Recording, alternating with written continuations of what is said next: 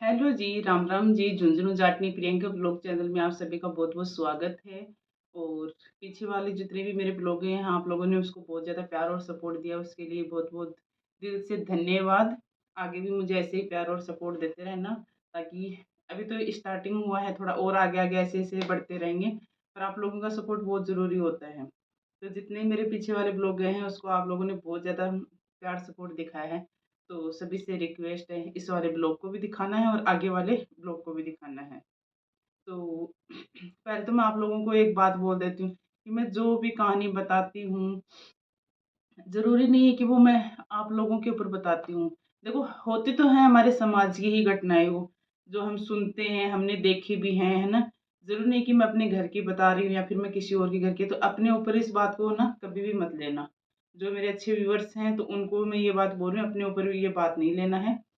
जो मैं देखो, ना तो समाज सेविका हूँ, ना मेरे से समाज सुधरने वाला है। पर जो कहते हैं ना, थोड़ा-सा अनुभव होता है ना जिस इंसान को, उसको थोड़ा-सा ये चीज़ें बता देनी चाहिए। तो अनुभव सबको है, पर कहते हैं ना, इस कैमरे के आगे आके बोलने में सबकी हिम्मत नहीं होती हर किसी की। तो आज मैं बात करूँगी, श्राद्ध पक्ष चल रहे हैं अपने। तो वही श्राद्ध पक्ष चल रहे हैं, सब तिथि वाइज़ श्राद्ध डालते हैं, मेरे भी ससुराल में भी डालते हैं, मायके में भी डालते हैं।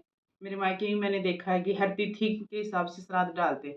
मेरे ससुराल में अलग ही रिवाज है, उसमें एक अमावस्या का ही श्राद्ध डलता है।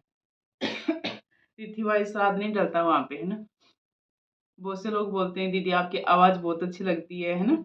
आप बहुत मतलब कि ऐसी आवाज़ में वीडियो बनाते हो तो हमें बहुत अच्छी लगती है। पर पता है, आपको पता नहीं कैसे मेरी आवाज़ अच्छी लगती है, मेरे घरवाले बोलते हैं ऐसी आवाज़ है तुम्हारी जैसे हमारे कानों में चुभती है। पर पता नहीं आप लोगों को कैसे मेरी आवाज़ इतनी अच्छी लगती है। तो बात करते हैं हम श्राद्ध पक्ष की। खाँसी हो रही है ना, तो श्राद्ध पक्ष में आपको मैं एक कहानी बताऊँगी। कहानी देखो, किसी पे मत लेना, वो बात है जो है वो रियल है, लेकिन आप लोग किसी पे मत लेना ये बातें। तो एक बूढ़ी दादी होती है घर के अंदर, दादाजी की पहले ही डेथ हो जाती है, तो बूढ़ी दादी होती है। उसके शायद 3-4 बेटे होते हैं, बेटों के पास पैसों की कोई कमी नहीं है, पोते-पोतियाँ हैं, अच्छा खासा बिज़नेस चलता है उनका।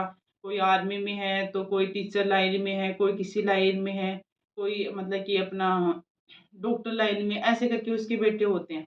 लेकिन एक बूढ़ी माँ को, उन 7 बेटों में से 7 बेटे होते हैं उस माँ के, पर एक बूढ़ी माँ को कोई भी बेटा रखने को तैयार नहीं है। पैसे सबको चाहिए, जो माँ के ना पेंशन के, क्योंकि वो बूढ़ा जो दादाजी होता है वो आर्मी से रिटायरमेंट होता है, तो उसकी जो पेंशन आती है, या फिर ज़मीन काफ़ी होती है, तो ज़मीन का जो कहते हैं ना, भई बेटे तो नहीं उगाते हैं, लेकिन जो क्या बोलते हैं उसको, बाटे में देते हैं। उसका जो भी आता है, तो वो बेटे-बहुओं को वो तो सारा चाहिए, पर उसकी सेवा करने के लिए कोई भी तैयार नहीं होता है। बेचारे की इतनी दुर्गति होती है उसकी, इतनी कि उसको हॉस्पिटल से मतलब घर से हॉस्पिटल भी कोई और ही लेके जाता है दिखाने के लिए, तो उसके ऊपर भी इल्ज़ाम लगा देते हैं कि भई तू पैसों के चक्कर में है, मतलब दिखा के ला रहा है, ये वो है। या फिर अकेली जाती है, बेटी उसके है नहीं, तभी तो कहते हैं बेटियाँ होनी ज़रूरी होती हैं, क्योंकि बहुएँ दूसरे घर से आती हैं, उनका कोई विश्वास नहीं है, आज मैं अच्छी हूँ, कल को पता नहीं मैं ही खराब हो जाऊँ। लालच बुरी बला होती है देखो, है ना? तो बहुएँ ना, बेटियाँ होती हैं ना, उनका क्या करता है, माँ-बाप के लिए ना ऐसे मन दुखी होता है कि भई मेरे माँ-बाप परेशान हो रहे हैं, तो मैं उनको सँभालूँ, देखूँ, है ना? जो भी है।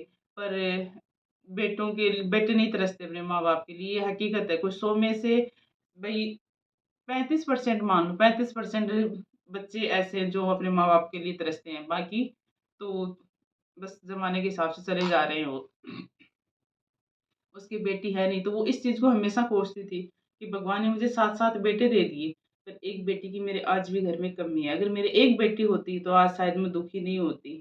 मैं अपनी बेटी मेरे को दिखा लाती, या फिर बेटी मुझे सँभालती जब मैं बीमार होती। उस माँ की इतनी दुर्गति होती है कि वो 1 महीने ना बिस्तर पे रहती है, तो बिस्तर पे सुसु-पोटी करने वाला, मतलब कोई साफ़ करने वाला नहीं होता है उस माँ का। बेचारी के लास्ट में कीड़े ही पड़ जाते हैं। तब अंतिम संस जब वो फिर उसकी डेथ होती है, तो अंतिम संस्कार में आते हैं, बेटे वग़ैरह आते हैं। बेटे कर-करा के अपना पूरा काम है, और बस वो ज़मीन, उनको तो वो ज़मीन दिख रही थी, या फिर माँ के जो कहीं ब्याज-व्याज के पैसे चल रहे थे, बस वो दिख रहे थे कि कैसे भी करके इसका हम बँटवारा कर-करा के और अपना वापस जाएँ। सब सिटी में रहते थे, कोई गाँव में भी नहीं रहता था उस माँ को सँभालने के लिए। तो उस माँ की दुर्गति इतनी भयंकर होती है। वही बेटे ये मैंने एक छोटा सा टाइटल आपको दिया है। वही बेटे जब श्राद्ध आता है तो लाखों का खर्चा कर देते हैं, पंडित को बुलाते हैं, उनको कपड़े देते हैं, गरीब लोगों को दान देते हैं, गरीब लोगों को भोजन करवाते हैं, मंदिरों में दान दे देते हैं। मतलब कि बड़े-बड़े अपने जो कहते हैं ना अपनी लाइन के लोग होते हैं, उनको अपने घर में बुलाना, है ना? एक पार्टी के तौर में श्राद्ध मनाते हैं वही लोग। भाई वो पार्टी के तौर में ही श्राद्ध मनाने लग गए।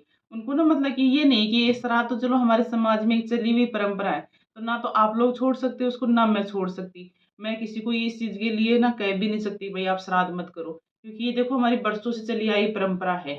करो, सब कुछ करो, पर जीते जी अगर आप माँ-बाप को उनकी मनपसंद खाना नहीं खिला सकते, तो मरने के बाद तो वो माँ-बाप खाने भी नहीं आएँगे। आपको एक बात छोटी-सी ये बता देती हूँ मैं, मरने के बाद वो माँ-बाप खाना खाने नहीं आएँगे।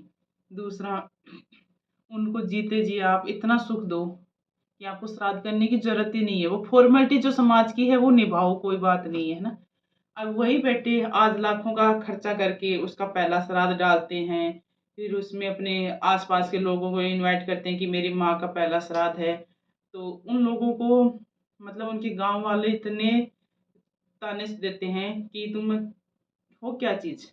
जो अपनी माँ का नहीं हो सका, वो किसी का हो भी नहीं सकता। भाई जो अपने माँ-बाप का नहीं है, वो किसी का भी नहीं है, ये चीज़ हकीकत है।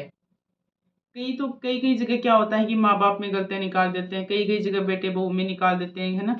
तो होती है चीज़, माँ-बाप भी गलत होते हैं, ऐसी बात नहीं है कि माँ-बाप सही होते हैं, माँ-बाप भी बहुत सारी जगह गलत होते हैं। तो ये वीडियो मैं आपको श्राद्ध भी बता रही हूँ, तो भाई श्राद्ध आप करो। मैं किसी को रोक-टोक नहीं कर रही हूँ।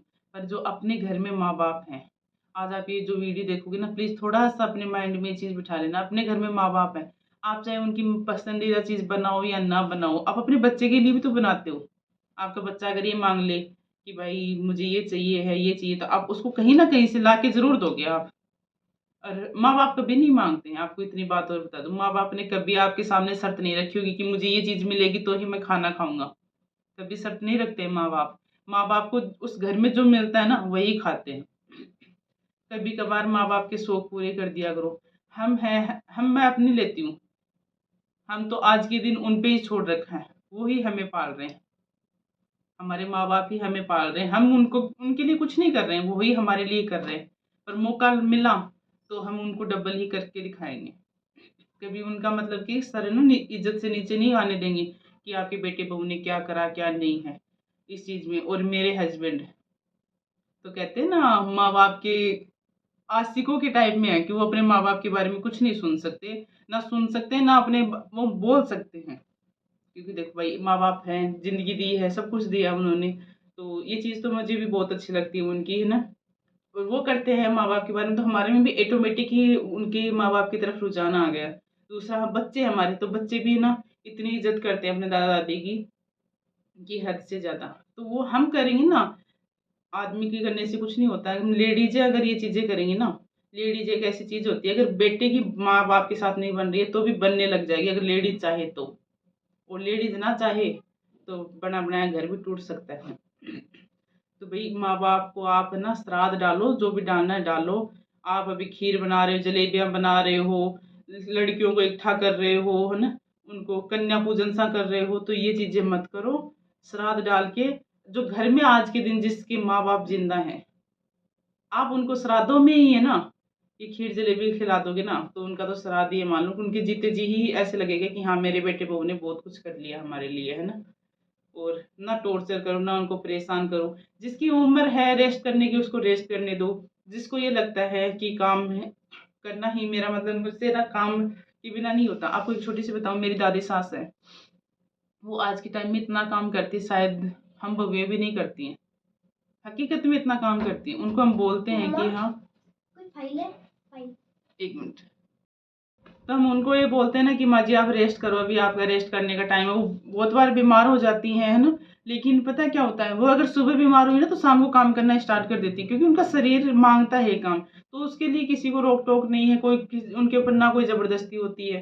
तो वो उन माँ-बाप के ऊपर डिपेंड करता है, भई कि मुझे काम करना है, नहीं करना है। मेरे दादाजी हैं, 85 प्लस चल रहा है उनका आज के दिन।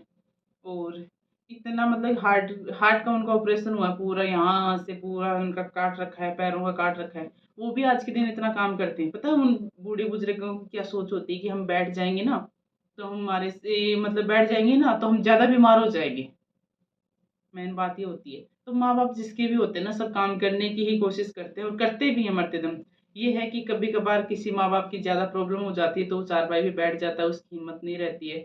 तो उसी वज़ह से वो थोड़ा-सा चारपाई पे बैठ जाता है, तो उसकी सेवा करनी ज़रूरी होती है। भाई जो काम कर रहा है, चल रहा है, वो तो कर रहा है, तो वो अपने हिसाब से सब कुछ कर रहा है।